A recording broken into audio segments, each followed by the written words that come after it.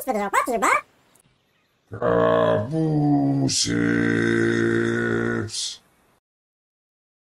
Why, hello, and welcome to my Ablion Online Beginner's Guide, where I'm going to discuss a lot of the beginning things that you want to do when you start Ablion Online, and how to start Ablion Online more specifically. So this is the basics here. You can get the client for Ablion from their standalone client on their website, which I recommend because it's standalone. You don't have to have Steam running, but you can also find it on Steam if that's how you like to do it.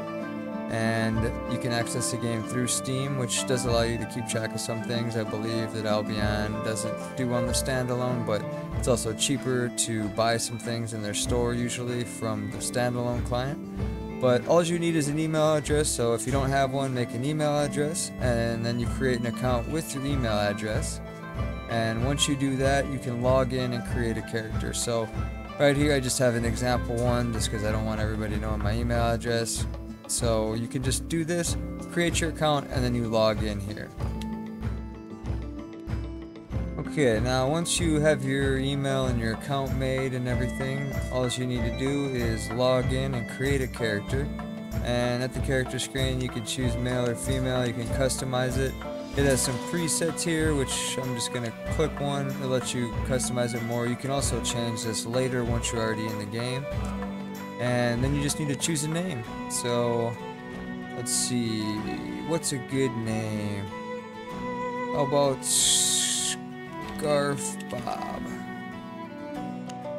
Sweet. Nobody's got my secret name.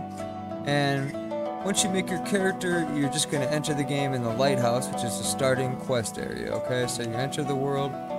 You can skip the tutorial also if you want, which honestly I would probably recommend to most people. If you're very new to this style of game, or to just games in general, you probably want to do the run through. I'm probably going to end up fast forwarding through a lot of this.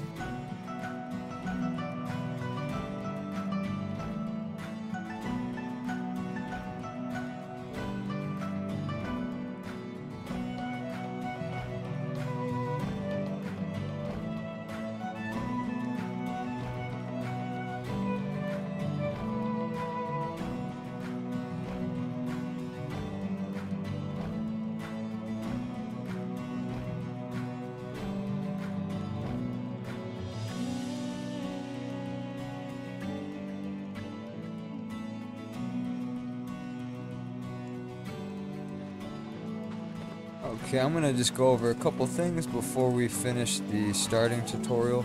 I'm probably going to fast forward through that, but at the top here you're going to have some things you want to check out when you start. One of them is going to be game settings. We're going to go over those. You can invite friends, which will give you a referral bonus reward, which is tomes and a skin. Right now it's a Yuletide yak.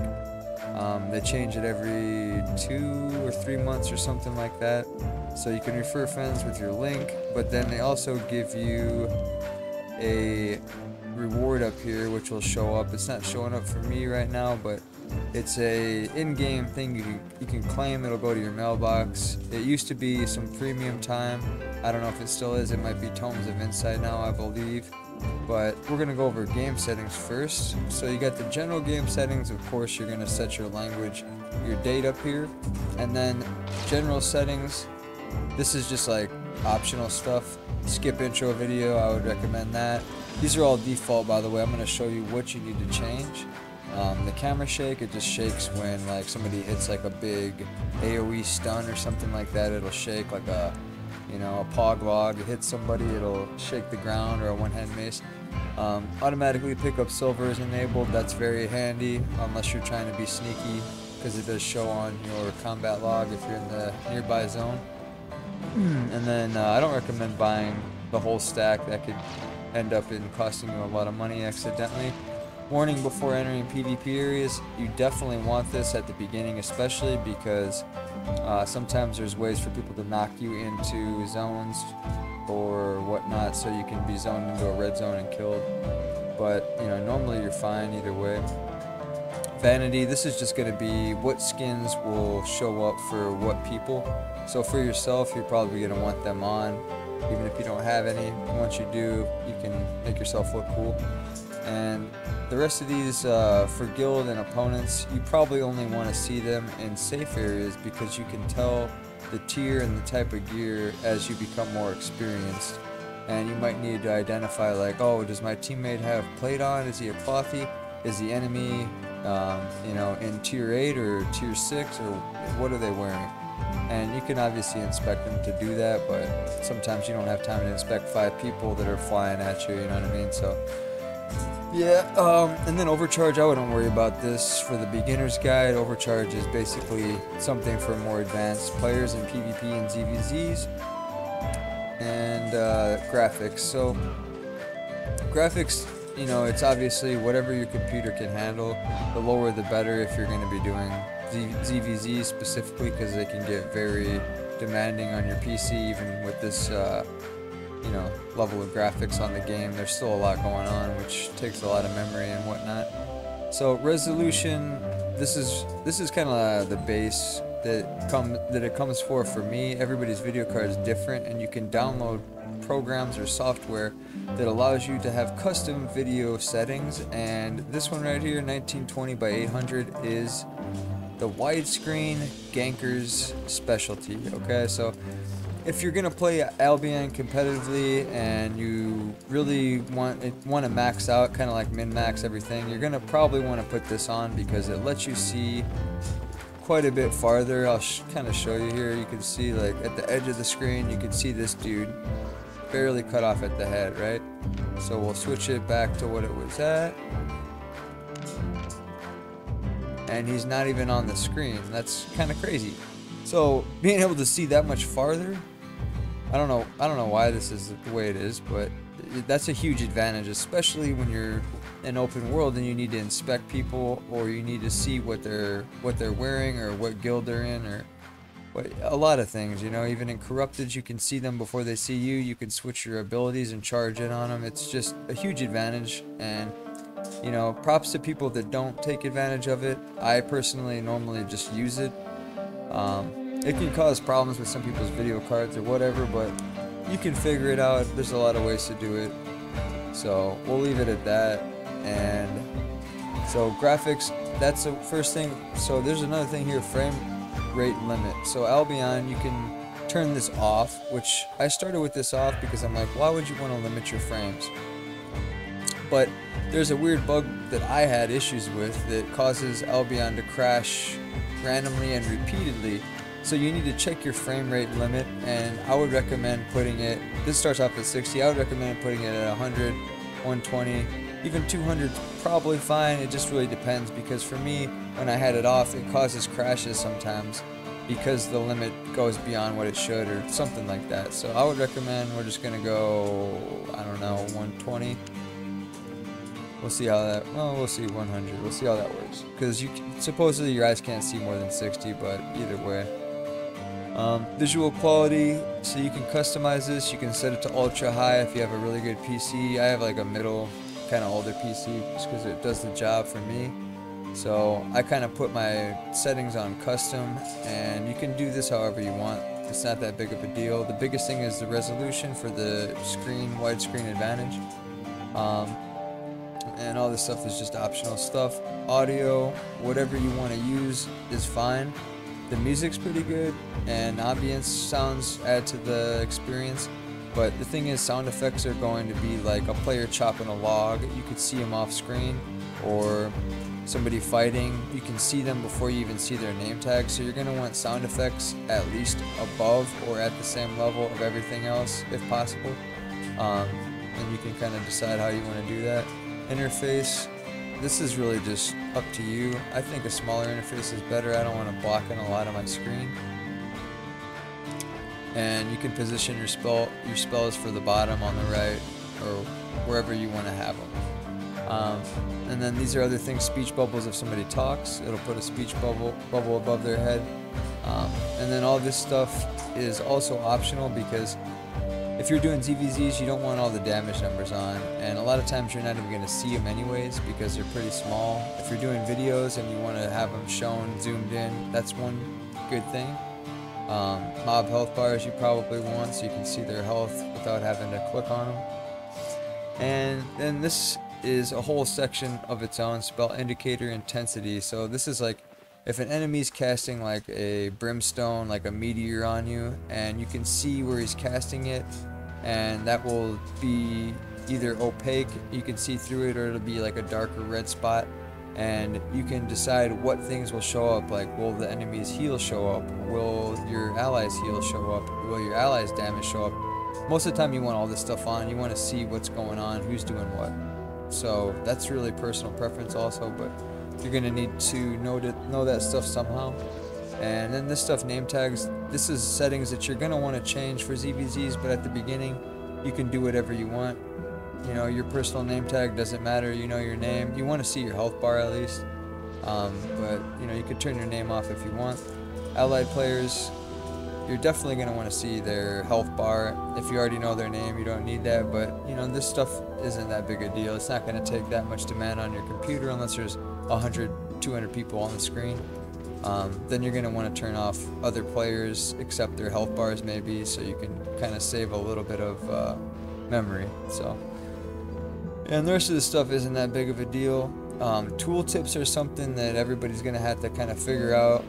It's not that complicated. It's just, you know, what stuff is it going to give you tips about, and also there's going to be notifications, which is similar, and that will show you things like, are you sure you want to enter this red zone or this black zone? And you can decide if you want that to pop up every time or not, because sometimes it can save you. Most of the time it might just waste your time. And controls, these are other things that, like in League of Legends, you have fast cast, and then you have, like, you know, different kinds of cursors and stuff like that. Some people like using double press to attack so that you don't accidentally attack somebody when you're trying to inspect them, just to target them. And some people like this on or off because it'll auto target the person that hits you. So like if you have nothing targeted and somebody comes up invisible and shoots a bow at you, it'll target them, and you could, for example, cast like a Claymore E immediately on them. So I don't use this because it can mess with your targeting when you're trying to lose the target or self-cast, or a lot of situations it's not always convenient. And then forced combat mode, this is how you combat loot. It's for all the rats out there. If you have this on, you can't do any looting while you're in combat to prevent you from accidentally clicking something. But at the same time, if you're in a fight and your friend dies, you can't loot them if you're fighting the person still and you're in combat with them. So you probably want this off for the most part. It's just, you know, just in case you need to loot your friend or an enemy and run away. It happens sometimes, and everybody needs a little cash, you know. So this is a gamepad. I don't know anything about that. You'll have to figure that out on your own. But and then general chat settings. Usually you want to lock the window so you don't accidentally move it in the middle of combat. It's very annoying sometimes. And auto hide chat, it disappears when nobody's talking recently. So if you just have a party or a guild chat or something, then it'll only show up when somebody's talking, which I like. And you can customize all this stuff, different languages for different tabs. You can change each tab, what shows up in each tab, which is important. So you can, you know, keep the combat tab, or you can make your own loot tab and only show what's looted, so you can tell if somebody's just combat looting all the time, whatnot. And then invitations, this is going to be pretty important. Notifications, that's not that big a deal. It just tells you when your friends are on or off. But invitations are going to be kind of useful because people can grief you with these in certain situations in the open world, like a group of gankers. Somebody can keep following you, keep trying to invite you to the party, keep trying to trade with you to find out things about you. So sometimes you might want to turn these off if you're going into the black zone or somewhere dangerous. Or if you just get annoyed with people trying to duel you, just block the duels. No big deal. And then you can decide who can party invite you and all these other options for parties. Then you got profanity filter, and then key bindings. This is another very important point that I want to stop at here. Okay, now this is a really important part of the video. This is going to be talking about the key bindings, and you know, there's defaults for all these, and right now it has it changed to what I use. So whatever it is, set the default. If you like that, that's fine. I'm just gonna kind of explain some of the things that you need to at least look for on here and bind something that's comfortable for you. So this is all the bindings for your spells, and every spell is related to the item you're wearing. That's how Albion works. That's why it's such a fun game, because you can customize your playstyle very, very much in this game. So you can have, for example, a weapon that has 3 spells, Q, W, and E. So those spells are going to be based on your weapon, and you're going to have different choices depending on the weapon and what level you are with it and what tier the weapon is and whatnot. So you're going to have different selections for abilities, and then these are going to be those 3 abilities on your weapon. And they also have like the alt plus the key, and you can self-cast, which is very handy for healing, for example. So you can heal yourself really quickly instead of having to try to untarget. It can be annoying, so that's really important to know for healers. But then you also have your head, armor, and shoes, which by default, these are all Q, W, E, D, R, F are going to be all of your main abilities in this game, and they're based on your items. So you're going to want to kind of combine all these abilities in a way that you have a good combination or some kind of good setup going, basically. And you also have potions and food, which are very important as well, which you can even swap out before or during combat. Well, not during, but you can run away and get out of combat and swap them sometimes. And then you have your mount ability, which is important. Of course, you're going to need to mount up whenever you're traveling. Overcharge you're going to need eventually. It's pretty important. And you can click the overcharge button. There's a button down here that will eventually appear. And then there's vanity menu. That's not a big deal. But what we want to really get to is the next section. But we'll talk about targeting. You can deselect the target. I have that set as tab. You can auto attack the current target, which is spacebar. I just have, this is a binding I personally have just because sometimes I don't want to target anybody, or I want to be able to, you know, just target where I'm clicking instead of have a hard target on my mouse selected. So another thing that you really need to know is inspecting. So I have Z because I'm always in that area anyways. You need to get very good at inspecting people if you want to be good at this game. You need to be able to identify what playstyle they're going to be, if they have a group, what tier they are, what abilities they use, and all sorts of things that are going to give you a better advantage when you go to fight the person. So, you know, if you inspect somebody and they have like claws on, you know that they probably have a group with them, because not a lot of people solo claw gank. I'm not saying it's not possible, but we're just going by generalized, you know, data and analysis basically. So you see somebody with certain gear and you can say, hey, that's probably a group of people. It's a healer, or it's a tank, or it's a claw ganker. They usually are going to be with more people. Let's say they're like a bear paws with an assassin jacket. That might be a solo ganker. So that type of thing is really important, and you really need to get used to inspecting every single person, even if they might not look like they're worth inspecting, or even if they're your friend or whatever. You might want to inspect them so you know what your allies are and what your enemies are. So there's also the F keys, which is important. If you're a healer, you can fast select party members for buffs and heals. There's a binding to force combat mode, so if you want to make sure you don't accidentally loot, you can do that. Auto run, I'm not sure, I think it starts off as numlock or something. I use it as the T key because I use this a lot. A lot of new players don't discover auto run for 1 or 2 years, and then they're like, wow, holy schmackerels. But yeah, it saves you a lot of trouble, so you're welcome on that one. Now, this is the next important one here. Send ping at your current location. This is probably the single most important thing that new players really need to familiarize themselves with. When you hit this key, it pings your current position on the map. I'll show you right here. It does a little ping, so anybody can see where you're at, and if you keep hitting it, like I'm doing here, you can see that the ping just keeps moving, and you can kind of tell, okay, this guy's moving this direction. So you're going to use this when you're following somebody, and it's very important to get good at pinging, like before you even say anything, like, okay, I gotta, like, you see a guy, okay, you hit ping, and then you say, I got a guy over here, he's transporting. Like if you're in a gang group, that's gonna be something you need to get down. It's gonna help you a lot. And then you know, these are your abilities. I probably should have went over this earlier, but you have like your boots here, you got your Q for your sword, and then you have an R, which is your chest piece heal. So this is where your abilities are going to show up. You can change them, you know, like I can change this to a single target, does more damage, but only hits one person. So that's just a nutshell for the abilities, and we'll finish this up here. So we were on the ping key. Okay, auto run, ping, and there's different types of pings too. You can get into those if you want to. They can be useful. Basically though, being able to ping your position very quickly is important for new players. I feel like it would really help them if they worked on that right away. And then you have your inventory, destiny board, which all this stuff you're going to have to get familiar with. There's the world map, there's the mini map, which is the region map. And you need to really, a lot of people will be checking the region map a lot because it'll show different points and data on there.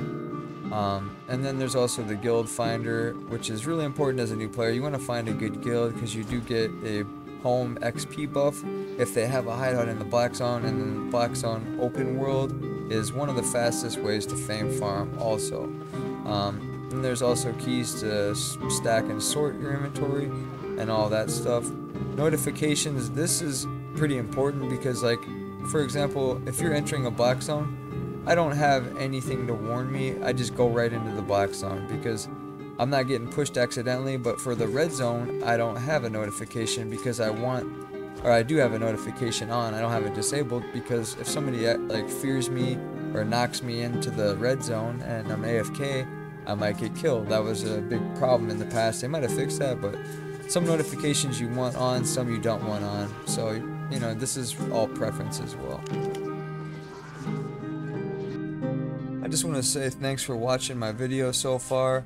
If you are getting some value out of it, drop a like, subscribe, and watch it till the end because it really helps me get noticed on the algorithm. And I appreciate all your support.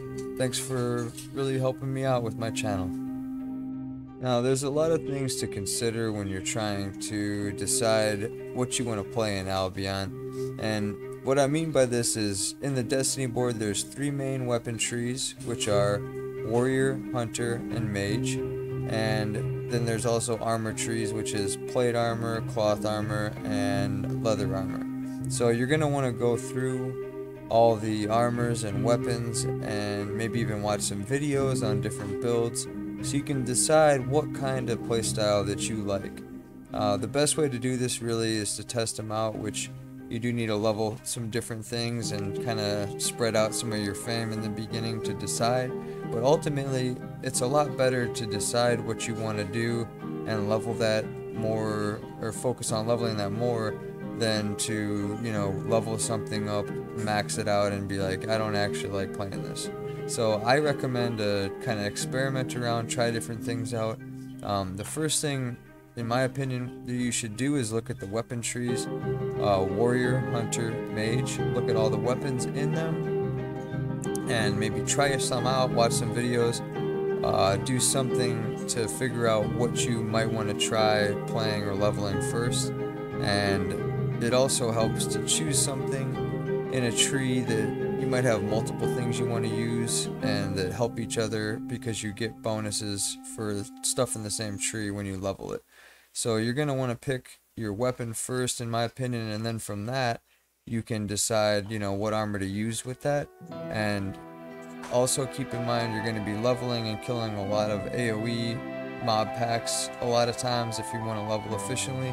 So you're probably going to want to pick a weapon that has some good options early on for AoE, such as axes, spears, even gloves, druid staff are all good options. Some daggers can do it as well, but they take a little bit more fame to get some of those abilities. So you're going to want to choose that, and then you're going to want to choose armor that's not only good for leveling, but also maybe PvP or whatever else you're trying to do.